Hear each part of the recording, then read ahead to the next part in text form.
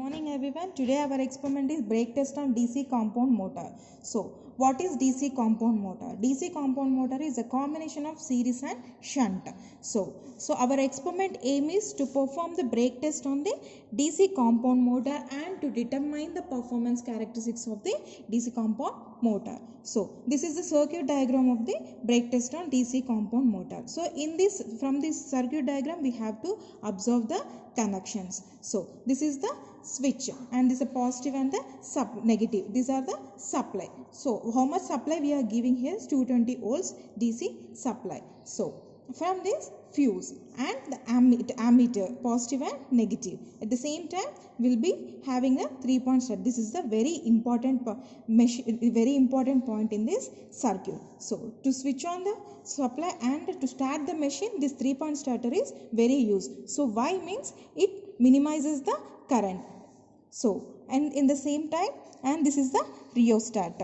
So and this is a motor and this is a motor load, that is S1 and S2, that is spring balance, and from this load we will apply the loads. So now coming to the procedure.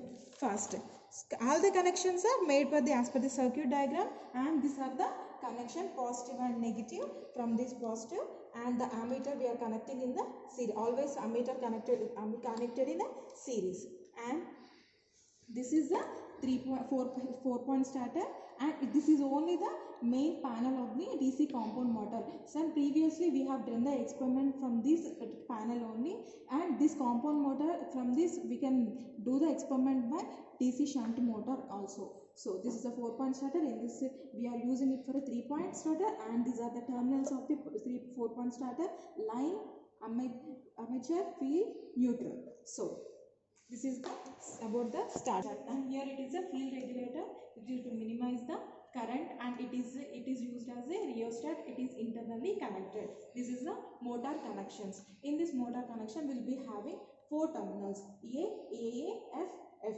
armature, field, and this is a positive, and A is a positive and A is negative, and here F is positive and FF is negative, and these two are the positive and negative of the rheostat. And this is the, so here through this we will apply the loads. So first, in this experiment what we have to measure, at no load condition we have and rated speed. In this experiment we are taking the rated speed as 1500 rpm. Now we'll switch on the supply. Initially the voltage value is 0, and now after switch on the supply the voltage is 211, and it is the constant throughout the experiment. And after start the machine, now at no load condition we have to here it is S1 and S2, it is the 0, and we have to measure the rated speed as 1500 rpm. Here you can observe that this is the rated speed. So by varying the rheostat, and will vary the speed, no load current, and the voltage remains same. Here only the current is only the varying, and the voltage is the constant. See, here current is varying. Here you can observe from 2 to 2.5. Now after voltage remains constant. So now decreasing. So after applying the loads one by one, so what we have to observe is the current is going to change, and at the same time voltage is same, speed is decreasing, current increasing, speed decreasing, and the voltage is constant. Then after taking the value, what we have to observe is we'll take the voltage 1 and the current 2 and speed S1, S2. These 5 parameters are very important in this experiment. These 5 readings we are going to take. So after applying load one by one, we'll take all the values for these 5 parameters. So after taking the values, now load at no load condition, load condition to the no load condition. So after taking it into no load condition, switch off the power supply. Switch off the power supply.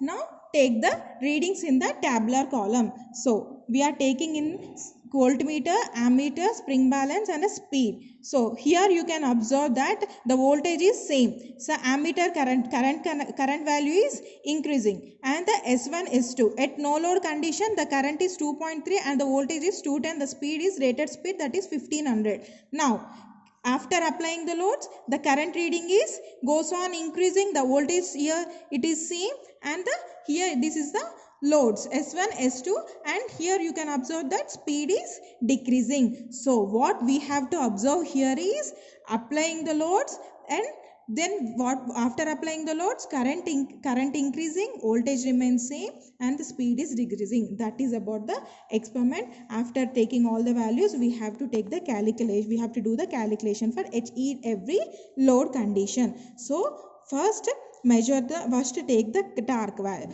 The formula for the torque is 9.81 into radius and the loads S1 minus S2. So and power output 2 pi nt by 60. So finally in this main we are performing the characteristics. Now in this efficiency is the one of the important. So the how we have to calculate the efficiency means output by input into 100. So after taking all the after doing the value calculations, again tabulate the column.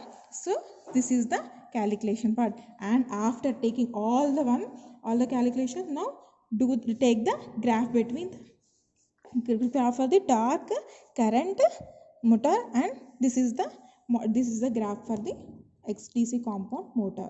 So that's it about the experiment. Thank you.